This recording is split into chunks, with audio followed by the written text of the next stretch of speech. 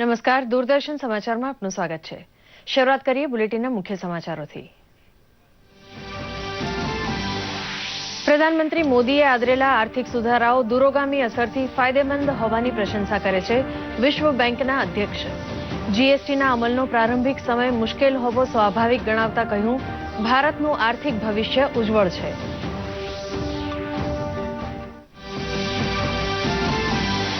હિમાચલ વિધાનસભાની 68 બેઠક માટે 9મી નવેમ્બરે મતદાન અને 18મી ડિસેમ્બરે મતગણતરીનું ચૂંટણી સમયપત્રક જાહેર થયું. ગુજરાતમાં 18મી ડિસેમ્બરે મતગણતરી યોજાવાની ચોખવટ કરી, પરંતુ મતદાન તારીખ ઉપર સસ્પેન્સ યથાવત. હીરા ઉદ્યોગને ફાયદારૂપ થાય તેવા ઘોઘા અને દહેજ વચ્ચે દરિયાઈ પ્રવાસની પેસેન્જર સેવાનો પ્રારંભ કરાવશે પ્રધાનમંત્રી. દરિયાઈ પરિવહનનો નવો યુગ ગુજરાતમાં શરૂ થવાનો હોવાથી પ્રધાનમંત્રીના કાર્યક્રમ માટે તડામાર તૈયારીઓ કરે છે ભાવનગર.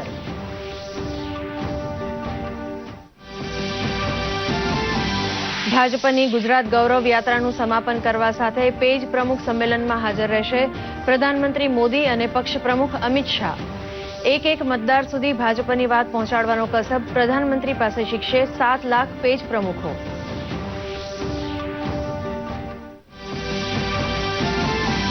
ભાજપની તરફેણમાં ચૂંટણીનું મોજું ઊભું કરવા માટે ભાજપ મોવડી મંડળ ગુજરાતનો ખૂણે ખૂણો ખૂંદી વળવા હાજર છે. પાટણ બનાસકાંઠા પંથકમાં કેન્દ્રીય મંત્રી ઉમા ભારતી તથા પીપી ચૌધરી હાજર, તો જુવાલ ઓરામ અને અર્જુન મેઘવાલ પહોંચ્યા છે દક્ષિણ ગુજરાતમાં. સમાચાર વિગતવાર. પ્રધાનમંત્રી મોદીએ આદરેલા આર્થિક સુધારાની પ્રશંસા વિશ્વ બેંકના અધ્યક્ષ જીમ યોંગ કિંગ દ્વારા થતા ભારતનું આર્થિક ભવિષ્ય ઉજ્જવળ હોવાની વાત દુનિયા સમક્ષ આવી છે. તેમણે કહ્યું કે જીએસટી જેવા સુધારા દૂરોગામી અસરથી ફાયદો આપનારા હોવાથી અર્થતંત્રમાં હાલ પૂરતી ઢીલાશ લાગવી સ્વાભાવિક છે. વિશ્વ બેંકની વાર્ષિક બેઠક શરૂ થવાના પહેલા દિવસે શ્રીયુક્ત જીમ યોંગ કિમનું બયાન આવતા આપણા દેશનો વિકાસ દર ઘટવાનો હોવાની આગાહી કરનારને આપોઆપ જવાબ મળી ગયો છે.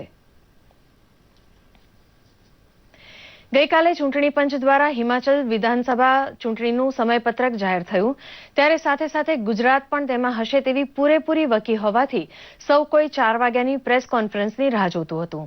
પરંતુ માત્ર હિમાચલની ચૂંટણી જાહેર કરી ગુજરાત માટે મતદાન તારીખોનું સસ્પેન્સ ચૂંટણી પંચે જાળવી રાખ્યું છે. માત્ર 18મી ડિસેમ્બરે ગુજરાતમાં મતગણતરી યોજાશે તેટલી જ વાત કરી છે. ચૂંટણી પંચે ગુરુવારે સાંજે 4 વાગે હિમાચલ પ્રદેશ વિધાનસભા ચૂંટણીની તારીખની જાહેરાત કરી છે.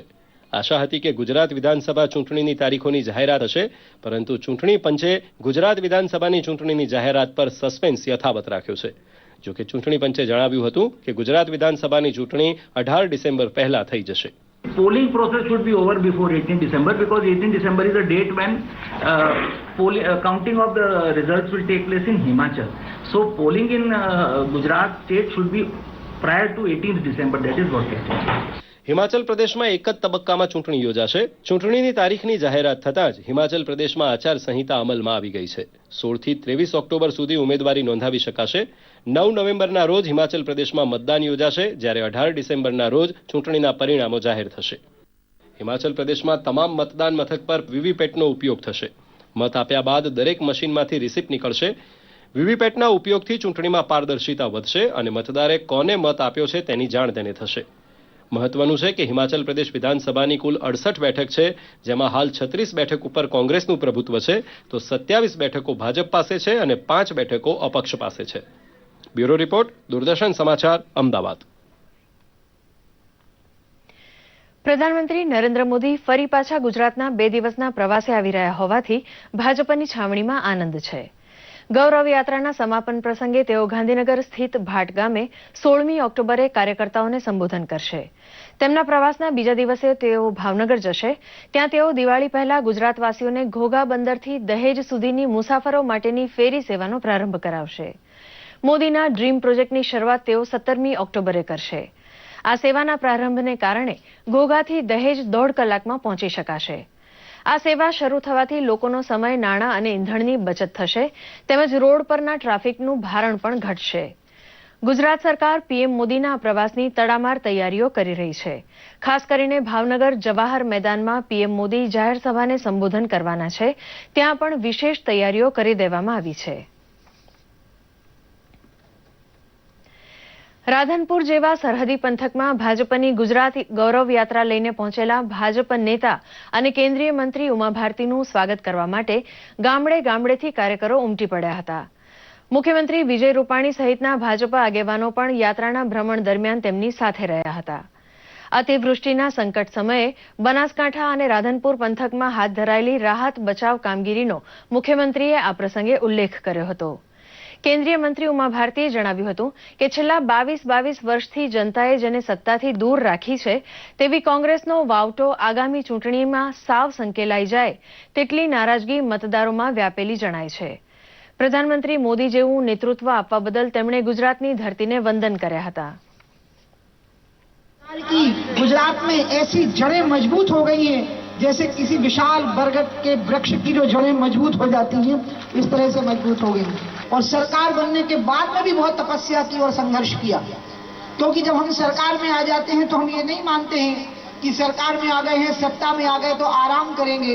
सत्ता में आने के बाद हम और ज्यादा काम करने लग जाते हैं और ज्यादा तपस्या करने लग जाते हैं और ज्यादा सेवा करने लग जाते हैं.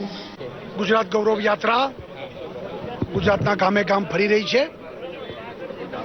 વિશાળ જન સમર્થન પ્રાપ્ત થઈ રહ્યું છે. ગુજરાતનો મૂળ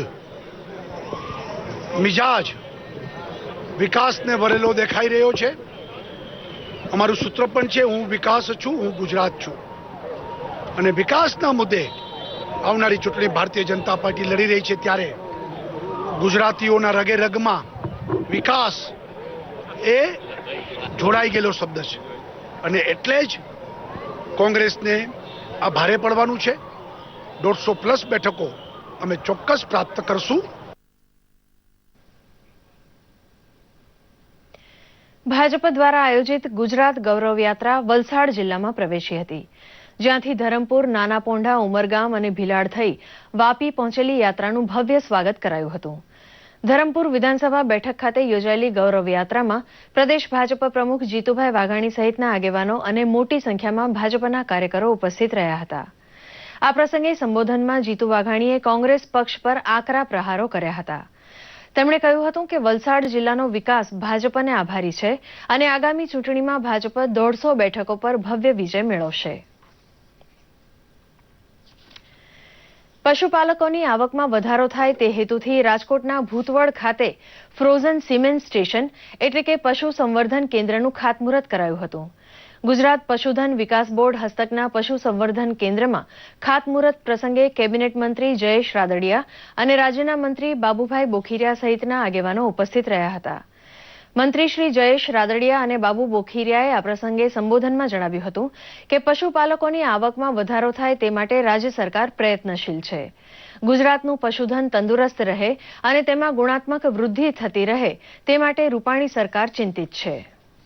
રાજ્ય સરકારે જે રીતે પાટણમાં સિમેન્ટ સેન્ટર હતું એવા ત્યાં ધોરાજી તાલુકાના ભૂતવડ ગામે, બીજું ત્યાં સુરતની બાજુમાં માંડવી અને ત્રીજું ગોધરા. હવે આવતા દિવસોમાં રાજ્યમાં 4 સિમેન્ટ સેન્ટરો અમે મંજૂર કર્યા છે અને બધાના ખાતમુહૂર્તો પણ થઈ ગયા છે. એટલે આજે બે ઘડીમાં તો કે કોઈ પશુ છે એ 7-8 લીટર દૂધ આપે છે તો એને બદલે એના કરતાં દોઢું અથવા બમણું ધીમે ધીમે એનું દૂધ વધશે. એટલે પશુપાલકને જે ખર્ચ જે હોય એમાં વધારો નહીં થાય પણ દૂધના ઉત્પાદનમાં વધારો થશે. સમગ્ર રાજ્ય આખું જે પશુપાલન આધારિત છે અને એના માટે બહુ મોટી મુશ્કેલી પડતી ત્યારે રાજ્ય સરકાર અને પશુપાલન વિભાગે નિર્ણય કર્યો અને આજે 16 કરોડ રૂપિયાના ખર્ચે આજે ભૂતવડ મુકામે આ સિમેન્ટ સ્ટેશનનો શુભારંભ થઈ રહ્યો. પાકિસ્તાનની જેલમાં મોતને ભેટેલા ગીર સોમનાથના દેલવાડા ગામના માછીમારનો મૃતદેહ માદરે વતન પહોંચતા ગામ હિબકે ચડ્યું હતું. ગોવિંદભાઈ હામાભાઈ સોલંકી નામના માછીમાર 2 વર્ષ પૂર્વે બોટમાં ખલાસી તરીકે જોડાયા હતા. ગત 26મી જાન્યુઆરી 2017ના રોજ પાકિસ્તાન મરીન સિક્યોરિટી દ્વારા તેમની બોટનું અપહરણ કરાયું હતું. અપૂરતા પોષણ અને સારવારના અભાવે પાકિસ્તાનની જેલમાં ગત 16મી સપ્ટેમ્બરના રોજ ગોવિંદભાઈનું મોત નીપજ્યું હતું. આખરે 26 દિવસ બાદ ગોવિંદભાઈનો મૃતદેહ વતન લવાતા કરુણ દ્રશ્યો સર્જાયા હતા. પાકિસ્તાની જેલમાં રહેલા ગુજરાતી માછીમારોને વહેલી તકે છોડાવવા મોદી સરકાર સતત પ્રયત્ન કર્યા કરે છે, છતાં આવે દુઃખદ બનાવે સૌને ગમગીન બનાવી જાય છે. ની બોટમાં 26 જાન્યુઆરી 2017ના રોજ માછીમારી કરવા અર્થે ગયેલ ત્યારે તેઓનું પાકિસ્તાન મરીન સિક્યુરિટી એજન્સી દ્વારા અપહરણ કરવામાં આવેલ. સંઘ પ્રદેશ દીવ જિલ્લા પ્રશાસને સાઉદીવાડી ગ્રામ પંચાયત વિસ્તારમાં દબાણ હેઠળ આવતી વન વિભાગની સરકારી જમીનને શાંતિપૂર્ણ રીતે ખાલી કરાવી હતી. સાઉદવાડી ગ્રામ પંચાયતમાં આશરે 41,12,000 વર્ગ ફૂટ જમીન ઉપર કેટલાક લોકોએ વર્ષોથી ગેરકાયદેસર રીતે કબજો જમાવ્યો હતો. આ જમીન પરથી આશરે 36,60,000 વર્ગ ફૂટ જમીનને પ્રશાસને શાંતિપૂર્વક ખાલી કરાવીને વન વિભાગને સોંપી દીધી છે. ઉલ્લેખનીય છે કે સરકારી જમીન પર કબજો કરનારા 91 લોકોમાંથી 15 લોકોએ કોર્ટમાં અરજી કરી છે, જેના પર સુનાવણી ચાલી રહી છે. પ્રશાસને આ 15 લોકોને આશ્વાસન આપ્યું છે કે કોર્ટનો નિર્ણય આવે ત્યાં સુધી આ જમીન ખાલી નહીં કરાવાય. સેલવાસ દમણગંગા નદી કિનારે નવા મુક્તિધામનું લોકાર્પણ કરાયું. સંઘ પ્રદેશ દાદરાનગર હવેલી પ્રશાસનના પીડીએ વિભાગ દ્વારા દમણગંગા નદી કિનારે મુક્તિધામનું નિર્માણ કાર્ય પૂર્ણ કર્યા બાદ તેને પાલિકા હસ્તક સોંપવામાં આવ્યું હતું, જેનું લોકાર્પણ ગત બુધવારે સાંસદ નટુભાઈ પટેલની ઉપસ્થિતિમાં કરવામાં આવ્યું હતું. આ પ્રસંગે અનેક આગેવાનો સહિત લોકો ઉપસ્થિત રહ્યા હતા. જૂનું મુક્તિધામ અત્યંત જર્જરિત થઈ જતા પ્રશાસન દ્વારા આધુનિક મુક્તિધામનું નિર્માણ કરાયું છે, જ્યાં અંતિમ ક્રિયાનો સંપૂર્ણ ખર્ચ નગરપાલિકા ઉઠાવશે. મુક્તિધામની ચોખ્ખાઈ હંમેશા જળવાય તેવી વ્યવસ્થા પણ ગોઠવવામાં આવી છે. ગરીબોના ઉત્થાન માટે રાજ્ય સરકાર દ્વારા રાજ્યભરમાં ગરીબ કલ્યાણ મેળા યોજાઈ રહ્યા છે, જેમાં લાભાર્થીઓને કરોડો રૂપિયાની સાધન સહાયનું વિતરણ થઈ રહ્યું છે. જોઈએ એક અહેવાલ. અમદાવાદ ખાતે યોજાયેલા શહેરી ગરીબ કલ્યાણ મેળા અંતર્ગત શહેરના કુલ 1,988 લાભાર્થીઓને 120.83 લાખ રૂપિયાની વિધિવત સાધન સહાયનું વિતરણ કરવામાં આવ્યું હતું. આ પ્રસંગે વાહન વ્યવહાર મંત્રી વલ્લભભાઈ કાકડિયા સહિત આગેવાનો અને લાભાર્થીઓ મોટી સંખ્યામાં હાજર રહ્યા હતા.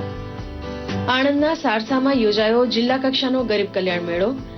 જિલ્લાના 2,158 ગરીબ લાભાર્થીઓને રૂપિયા 115.63 લાખના લાભોનું કરાયું વિતરણ. આણંદ જિલ્લામાં અગાઉ 6 તબક્કામાં યોજાયેલા ગરીબ કલ્યાણ મેળામાં જિલ્લાના 3,21,354 ગરીબ લાભાર્થીઓને રૂપિયા 812.91 કરોડની સહાય ચૂકવાઈ. જૂનાગઢમાં જિલ્લા કક્ષાના ગરીબ કલ્યાણ મેળામાં વિવિધ યોજના અંતર્ગત 2,484 લાભાર્થીઓને 1.46 કરોડની સાધન સહાયનું વિતરણ થયું. ઉજ્જવલા યોજના, માતૃવાત્સલ્ય, બેંક બેલેન્સ યોજના, સિલાઈ મશીન, ટેબ્લેટ વિતરણ અને પ્રધાનમંત્રી આવાસ યોજના જેવી અનેક યોજનાઓનો લાભાર્થીઓને મળ્યો લાભ. મોરબીમાં જિલ્લા કક્ષાના યોજાયેલા ગરીબ કલ્યાણ મેળામાં 2,301 લાભાર્થીઓને રૂપિયા 2.23 કરોડના સાધન સહાય કરાયા અર્પણ. મંત્રી શ્રી જયંતિભાઈ કવાડિયાએ જણાવ્યું, રાજ્યમાં પ્રધાનમંત્રી આવાસ યોજના હેઠળ 2 લાખ મકાનો બાંધવાનો લક્ષ્યાંક રખાયો છે. મહીસાગર જિલ્લા કક્ષાનો ગરીબ કલ્યાણ મેળો જિલ્લાના મુખ્ય મથક લુણાવાડા ખાતે યોજાઈ ગયો. ગરીબ કલ્યાણ મેળા દરમિયાન 5,357 લાભાર્થીઓને અંદાજે રૂપિયા 7 કરોડ ઉપરાંતની સહાય ચૂકવવામાં આવી. ભરૂચમાં યોજાયો જિલ્લા કક્ષાનો ગરીબ કલ્યાણ મેળો. જિલ્લા કક્ષાના ગરીબ મેળામાં 2,585 લાભાર્થીઓને રૂપિયા 104.73 લાખના ચેક, બોન્ડ કિટ્સ અને વિવિધ સાધન સહાયનું મહાનુભાવોના હસ્તે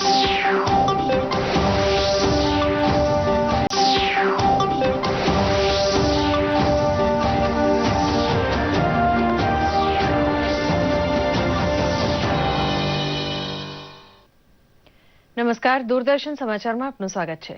શરૂઆત કરીએ બુલેટિનના મુખ્ય સમાચારોથી.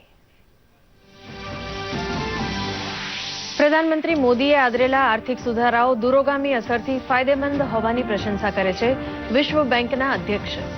જીએસટીના અમલનો પ્રારંભિક સમય મુશ્કેલ હોવો સ્વાભાવિક ગણાવતા કહ્યું, ભારતનું આર્થિક ભવિષ્ય ઉજ્જવળ છે.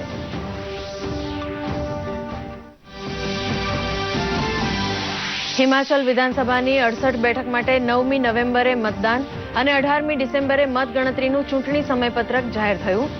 ગુજરાતમાં 18મી ડિસેમ્બરે મતગણતરી યોજાવાની ચોખવટ કરી, પરંતુ મતદાન તારીખ ઉપર સસ્પેન્સ યથાવત. હીરા ઉદ્યોગને ફાયદારૂપ થાય તેવા ઘોઘા અને દહેજ વચ્ચે દરિયાઈ પ્રવાસની પેસેન્જર સેવાનો પ્રારંભ કરાવશે પ્રધાનમંત્રી. દરિયાઈ પરિવહનનો નવો યુગ ગુજરાતમાં શરૂ થવાનો હોવાથી પ્રધાનમંત્રીના કાર્યક્રમ માટે તડામાર તૈયારીઓ કરે છે ભાવનગર.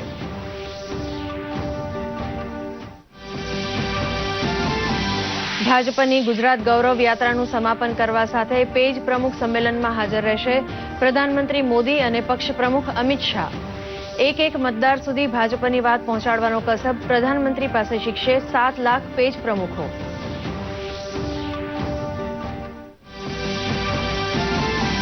ભાજપની તરફેણમાં ચૂંટણીનું મોજું ઊભું કરવા માટે ભાજપ મોવડી મંડળ ગુજરાતનો ખૂણે ખૂણો ખૂંદી વળવા હાજર છે. પાટણ બનાસકાંઠા પંથકમાં કેન્દ્રીય મંત્રી ઉમા ભારતી તથા પીપી ચૌધરી હાજર, તો જુવાલ ઓરામ અને અર્જુન મેઘવાલ પહોંચ્યા છે દક્ષિણ ગુજરાતમાં. સમાચાર વિગતવાર. પ્રધાનમંત્રી મોદીએ આદરેલા આર્થિક સુધારાની પ્રશંસા વિશ્વ બેંકના અધ્યક્ષ જીમ યોંગ કિંગ દ્વારા થતા ભારતનું આર્થિક ભવિષ્ય ઉજ્જવળ હોવાની વાત દુનિયા સમક્ષ આવી છે.